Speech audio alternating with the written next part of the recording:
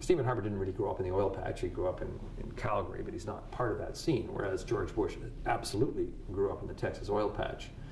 But because of the ideological similarities between the two conservative movements, both in Canada and the United States, they come to zero in on using the same strategies and tactics, and they use the same advisors like Frank Luntz to confuse the issue or to put a spin on it so that they diminish the importance of climate change or try and talk you out of it or try and confuse you.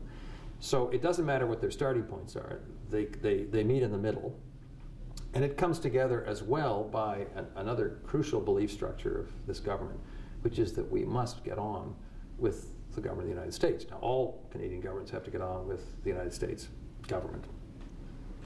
But because they share they share an ideology, there's a kind of keenness to get on with the United States, which Mr. Harper has, which was not true of Jean Chrétien and even Paul Martin.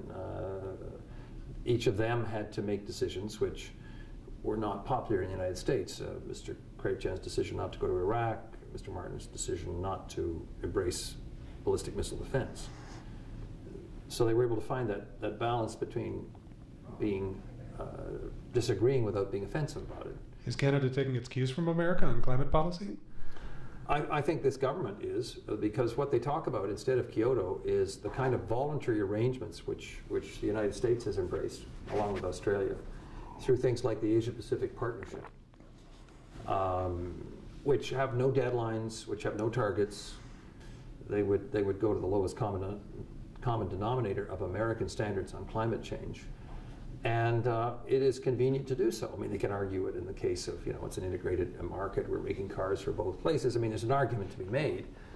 But they have chosen to align themselves, partly because there's a certain degree to which it makes sense. If you're going to do something about the Great Lakes or shared airspace, obviously you want to cooperate with the United States. You want common standards.